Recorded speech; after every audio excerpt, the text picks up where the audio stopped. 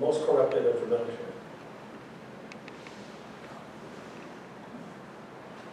And these are Mexican Marines who have, in fact, been tasked with probably the most important parts of undermining the cartels themselves, but they were so successful, as a matter of fact, that they pushed the wrong buttons and they were taken off the task of protecting the cartels themselves. They were too efficient. But the problem is that 30 of these guys were, in fact, arrested after a number of people disappeared in Noriega. So they engage in torture as well. So that, in fact, in low-intensity warfare, you have this constant failure to identify the bad guys from the good guys, and the good guys suffer just as well.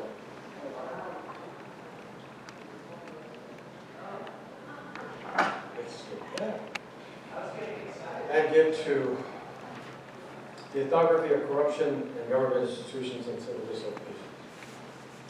The criminal involvement of state governors with the cartels and other criminals reflects the extent of corruption into the layers of government and across the parties of Mexico.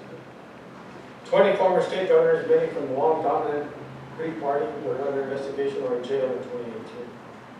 Over the 6 years of Greek President Peña Nieto's term, between 2012 and 2018, Mexico fell 32 places in Transparency International's corruption perception index.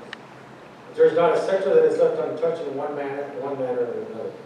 So it is probable that only a 1 to 2 step path is to link with a criminal connection. The laundering of money through banking mediums is extensive, as well as the acquisition of legitimate business, and especially so in the hotel, tourist, and services. Consider the following bourgeois party conversation attended by friends in a major seaport city while sipping wine. You know what? That's missing.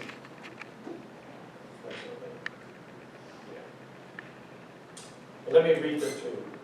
This is an actual party, and I am friend 2 in this scenario.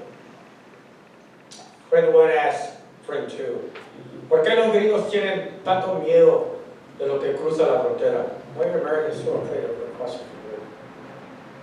Friend 2 to 1, it's me too. Porque tienen miedo de los terroristas islámicos que cruzan también. They're afraid of the Islamic terrorists also cross. Then, at that particular moment, a gentleman comes across, nears my friend and I. He comes by and he looks at me and he said, "No pasa." And I looked at him and my other friend looked at him. "No pasa?" Which means in English, "You don't pass." "No, no pasa." "¿Y por qué?" I asked. "Why?" "¿Por qué no?" Then I looked at my friend 1, which in Mexican that means, "What's up?" And then he did this. Well, what does that mean, Colin? What does that mean? What's the connection? What did he just acknowledge? That he was connecting. What he meant was, terrorists can't pass because it is not in our interest. We will kill them first before we try to pass. So understand that this is an upper middle class party in Mazatlan, Sinaloa, among academics. So you're only one step, really, from identifying somebody who may be connected. That's the point. But as egregious for the long-term cultural and social capital of all of Mexico is the dislocation of large number of professionals, entrepreneurial individuals, and largely well-educated parts of the Mexican population, as well as important rural populations of an assortment of class, gender, and ethnic sectors. Due to militarized violence, the movement of rural populations to cities, to border regions, and to other areas of Mexico has been exponential since President Calderon's Americanized low-intensity warfare. And he himself said the following in 2010, 2 years before his term expired. He said, quote, "We live next to the world's largest drug consumer, and all the world wants to sell them drugs through our door and our window. and we live next to the world's largest arms seller, which is supplying the criminals. With the human dislocations, armed forces, the best and the brightest to flee for their lives, like in the case of Clarissa Gomez, this is pseudonym. Clarissa was a real estate developer in a coastal town, noted for its thousands of years of Maya presence, whose ritual altars still dot the coastline, long used as beacons for Maya seafarers, and in the present hotels crowd corner pristine beaches. Clarissa used her law degree to negotiate the often arcane and cloudy laws pertaining to foreign ownership of houses and property, and successfully managed her lucrative office for a number of years until she received a telephone call asking for remuneration for keeping her business open. It seems that for many years she was protected by a cousin deeply associated with one of the cartels until that organization was usurped by Necro. After a number of scares, Clarissa left the country. Clarissa now manages her business from a distant town in New Mexico by telephone and other electronic means. In the meantime, valuable property which she held along some still pristine beach areas was taken over by the reigning governor of the state without payment. Negotiation or title. But nowhere has the impact of militarized violence become more standard than the killing of journalists. Mediums of communication are often silenced by the killing of reporters.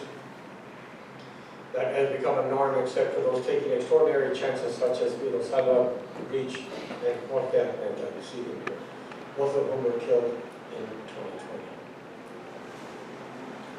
Recently, tragically, journalist Lourdes Maldonado, who had been promised protection by President Obrador during the news conference in 2019, was assassinated in Tijuana on the 18th of January of 2022. Here are her pleas that she made to Obrador in 2019. Vengo a pedir apoyo, ayuda y justicia laboral, porque hasta temo por mi vida, porque se trata de un pleito que tengo 6 años con él. Almost simultaneously in early 2022, 3 more journalists were murdered, including Eber Lopez, director of Mexican online news Noticias Web, who was killed in Oaxaca, freelance photographer Margarito Martinez assassinated in Tijuana, and Roberto Toledo in Michoacán. 3 of them had been enrolled in the Mexican Federal Protection Measure, but they were all killed anyway. These assassinations are bigger manifestations of a deep cultural practice directly associated to the militarization process. So when you look at this impact, the impact, of course, has been also taken up almost at a cultural level. You see here the Chapo themed sanitizing gel and face masks in Guadalajara, Mexico, for distribution by the imprisoned drug lord's daughter, Alejandra. Giselle Guzman, during clothing company as part of a campaign to help the cash-strapped elderly people during the coronavirus outbreak. And you see that, in fact, we have various products in the image and likeness of Guzman. And of course, music narco music has taken over many parts of the airwaves as well. And in fact, it is a transborder phenomenon where in fact narco corridos are being played in the United States as well. So this has then a transborder impact. So Trump built his wall, prevented asylum seekers, and has effectively moved the U.S. borderline to the southern Mexican border. Biden has closely followed suit. Meanwhile, the Mexican president, known as Almo, is sending his newly generated national police force to block people like Roberto Sumun from coming across and forcing them to the desert killing grounds in exchange for not being terrified as well as terrored to death. As well, Trump has used National Defense Fund to build sections of the wall not funded by Congress. This, of course, goes against his political platform of heavy metro funding. This impediment, even though this vaunted structure has been breached more than 3,000 times since its construction.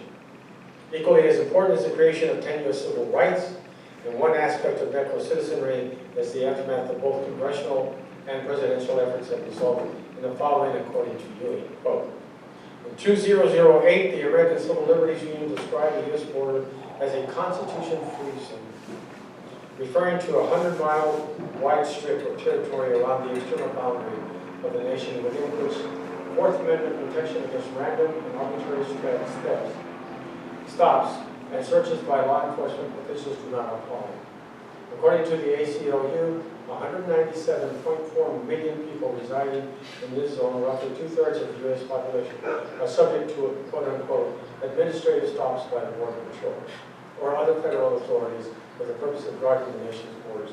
And I might point out, there are an awful lot of colleagues and people that I know very well that live close to the border who in fact put Marine Corps decals on their windows, even though they've never served a day in the Marine Corps, in order for the Border Patrol to let them pass. They use, again, it's the Necro citizenship providing license for them to be able to pass. And certainly such phenomena do appear in most northern states, northeastern states, especially in Vermont, around its maple-producing groves and dairy milk farms, where Mexican and Guatemalan workers and families work 7 days a week, are largely cloistered and have food purchased or delivered by delivery trucks, but they don't dare come off the farms. But further is the accentuation of amended civil rights of U.S. citizens and having to rationalize the legality to a sort of medical citizen. So what does this do? Although Biden was part of the Obama administration that deported more Mexicans and Guatemalans than the previous 3 presidents, including Trump, it leaves us with a hope that at least the low-intensity warfare will shift back to a non-militarized law enforcement position. There's also the hope that Mexico manages to gain some sort of political authority that renders the market-driven drug trade less attractive to generations of Mexicans, now laid low by the impact of Biden. But there is as well as the narco-military development of the Mexican state, which seems to be headed towards even more low-intensity warfare, the control of major sectors of the Mexican economy by the military, and the direct budgetary access to the military itself. These do not bode well for long-term civilian institutional development. On the other hand, at the quotidian level, on both sides of the region, populations of the Mexican population deal with the aftermath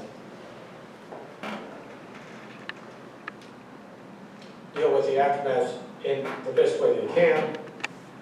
They do so mostly by slanting past impediments, jagging and dancing around powerful forces, and trying to get by, and depending mostly on extended family members, friends in low places, and educating their children as best they can, while surviving when they should not, and excelling when they should not as well.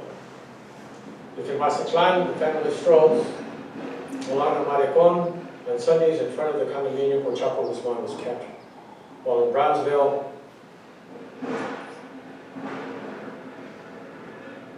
families gather around right next to the border wall itself. So you see, there's this aspect of normalization that occurs even while in the midst of, in fact, of all of these impediments.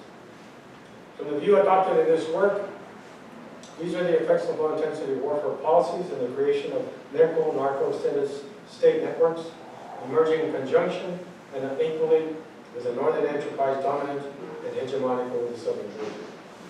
We can rationally conclude that militarized enforcement of entire regions initiated by cartel violence and American drug appetites, coupled to the elastic use and misuse of Mexican labor, has become a major weaponized measure extended by both twins of Necro and narco extended states to discipline unruly persons seeking to find a better life for themselves and their families.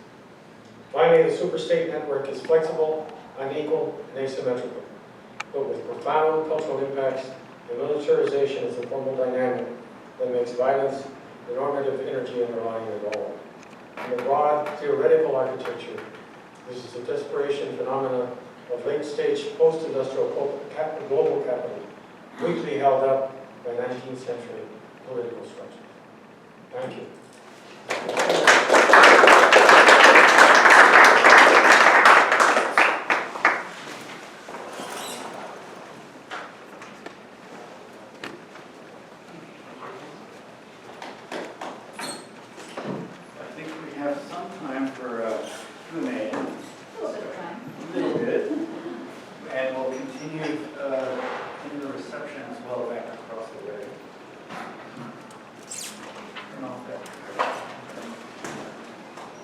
You want me to sit there? Then let's sit. Yes, we'll put the projector back on and grill you.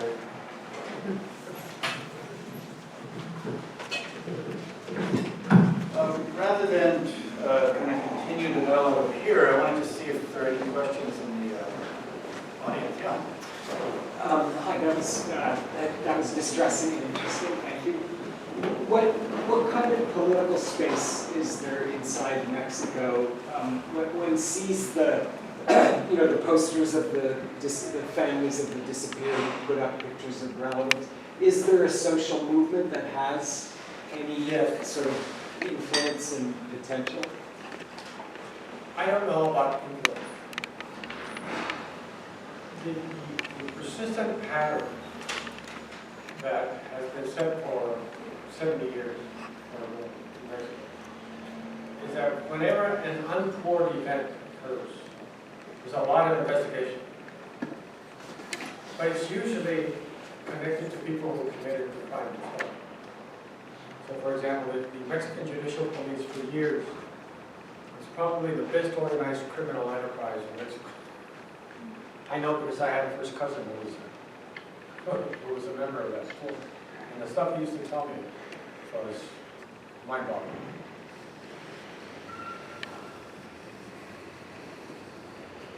There are spaces in Mexico of people who care and who protest out in the open. And they have had influence, for example, in the election of Obrador. Obrador, however, has taken the line of hugs, not bullets, until most recently. So there's no easy answer for this long-standing penetration of corruption in the Mexican legal system. Even the American State Department doesn't understand the gravity of the situation. I have friends of mine who have had influences in previous administration who generally agree with me, and I agree with them, that Mexico is in a very dangerous situation. Because now it's relying totally on the military. The military itself is part of the problem. So this lack of understanding that is the drug market that drives all of this, and its refusal, and our refusal to take responsibility for the arms as well as for that drug market, are the blinders that permit that level of corruption, including the army, which at one time the Mexican army was held in high esteem. So in a way, we're kind of caught between a hard place and a rock. The lack of understanding by especially the Biden administration is remarkable. They really don't get it. That's why when I open my remarks, this is a transborder distribution of salary. And I don't have a great deal of optimism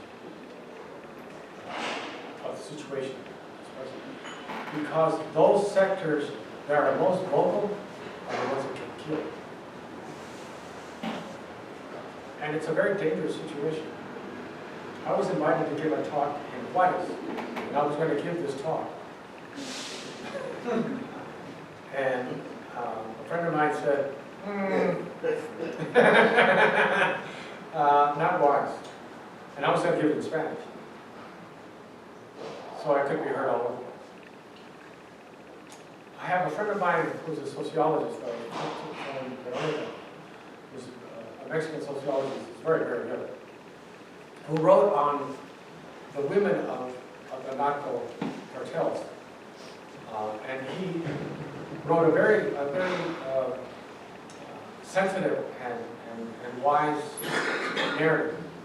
No insults, no value judgments, just very.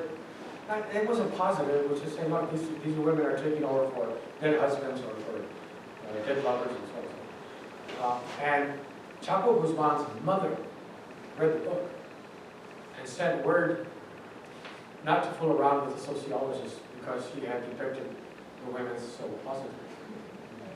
Because, in fact, the sociologists received a threat from one of the local cartel representatives not to write anything more about cartels. So he had the bullseye taken off his back. So it's that level of uncertainty.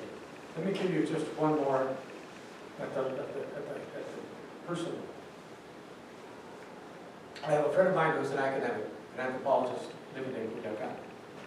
She has two daughters, one who's 12 and the other one who's 19. As a matter of fact, the one who's 19 is here in LA going to school. The one who's 12 loves to ride her bike.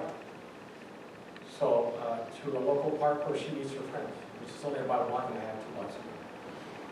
So the kid gets on her bike, goes to the park, and then calls her mother as soon as she arrives, and gives her mother a report as to who's there. Every 15 minutes, the little girl has to call her mother. And when she's ready to come home, she calls her mother, "Mom, I'm coming home." And then she goes out on the street and waits for her mother. So that level of uncertainty is lived on a quotidian basis by Mexicans. But Mexicans have this power either of totally negating or living with adversity. So large segments of the Mexican population say, yeah, that's the way it is, and I can't do a damn thing about it. So I'm going to live my life the best way I can. And no, I'm not going to get involved to try and undo it, because there aren't any choices. Because these guys are only replaced other thieves. But you also have to understand an awful lot of police, members of the police department and army and judges have been killed by these guys. So there are segments of Mexican society who try to stand up. But woe unto thee if you're a newspaper person and you're in a context in which the cartels control this. Right now, in my first field site where I worked, in Cicatl, which is in central northern Mexico, right outside of Mexico City. The entire city has been given over to the Michoacan cartel. The Michoacan cartel has told every single newspaper not to publish anything having to do with them. And they don't. Steve? Yes. So, do you give any credence or to the constant suggestion that legalization would have some kind of effect? Yeah. Thanks. Well, I mean, legalize marijuana. And so, look, the cartels are very business-wise. Besides having a murderous reputation, they are really very good businessmen. And they believe in vertical integration. And also in flexibility and diversity. So, the cocaine trail gets blocked by DEA. So they create another one through Guatemala. And they come across it into Mexico and from Mexico over here. Before it was the Mediterranean, or through Florida. So they're able to adapt very quickly. One of the ways in which they've adapted to the commercialization of marijuana in the United States is in fact by investing in marijuana companies here. And it's all under the table. Nobody sees it.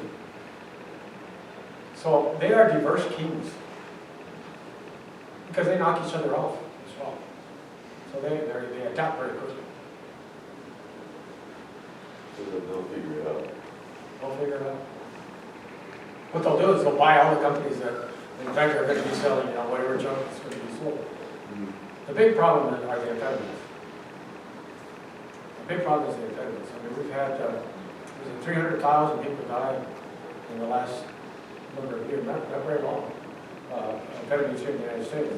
And now Mexico has more requests for treatment for addiction to amphetamines than any other nation in Latin America. obviously. So now Mexico has become not a transit point, but in fact consumers. And the young are the ones that in fact that are the casualties from military conflicts and the casualties from the consumption of ketamine. And they're not in the legal way, too. And by the way, the chemicals for those drugs are coming in from China.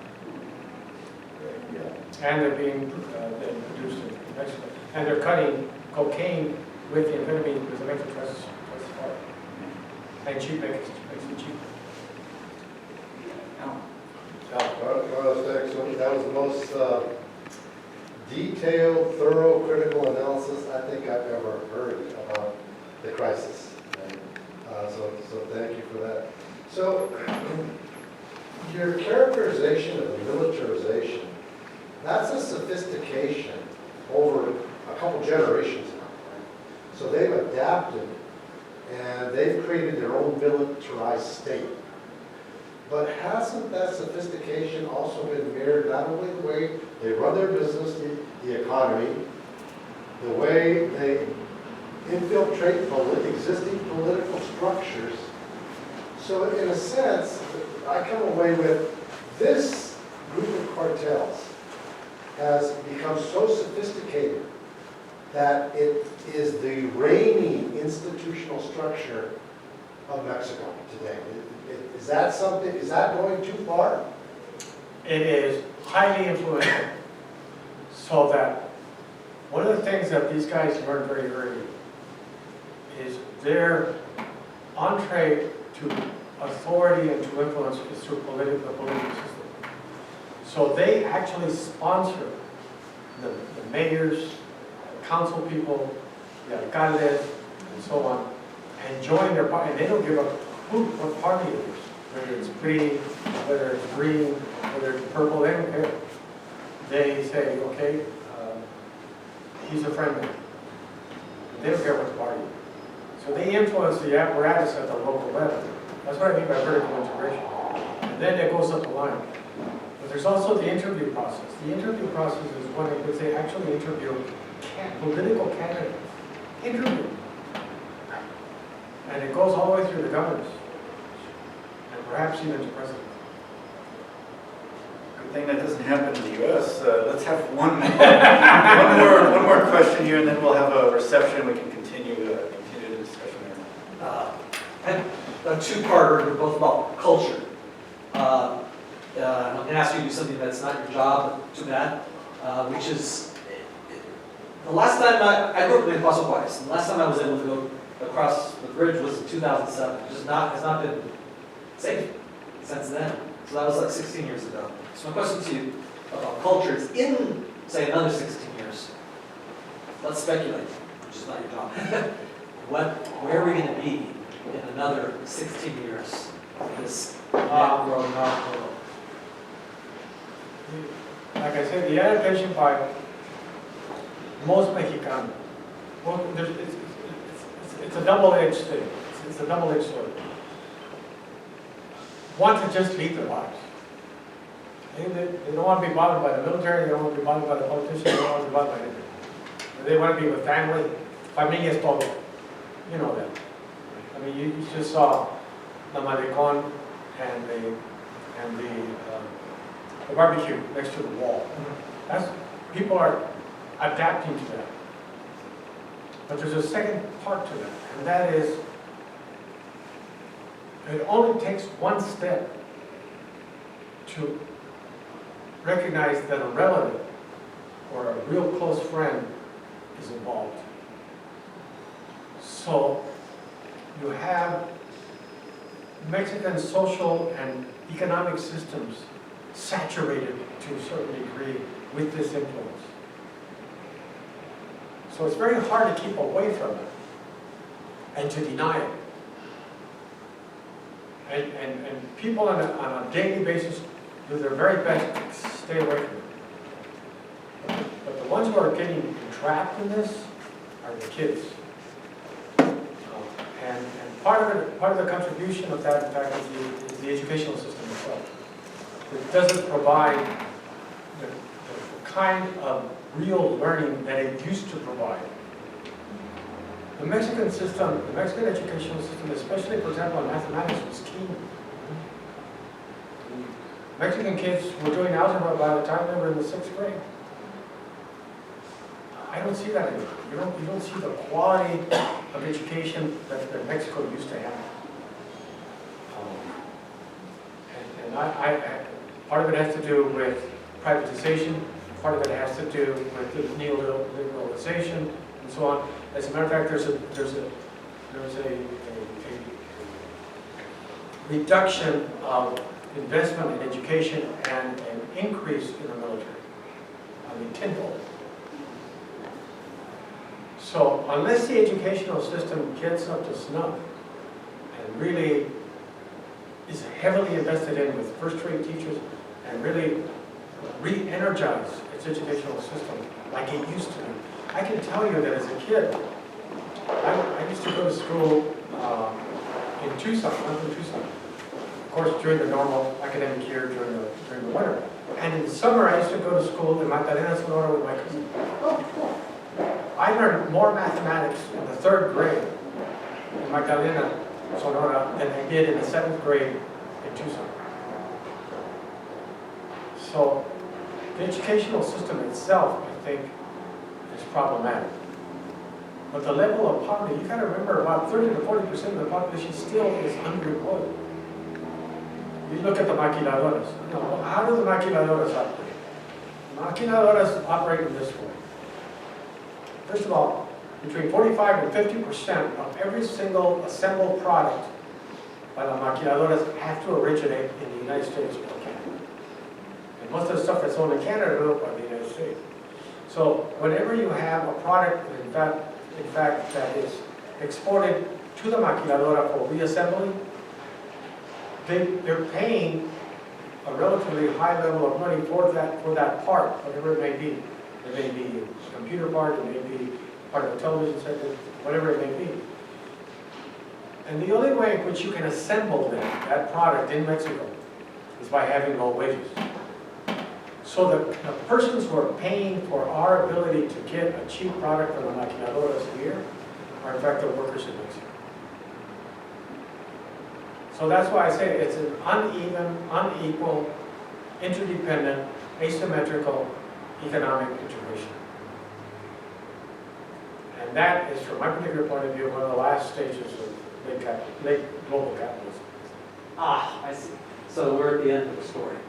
And that gets back to my original Marco Yeah. framework. Because that's the only way I understand it. I'm not saying that there aren't other ways to understand it, that's the way I understand it. Well, that's kind of depressing and accurate, and it's a question I've been carrying all along, which is, particularly as a researcher, you talk about having a personal, it begins to affect you personally.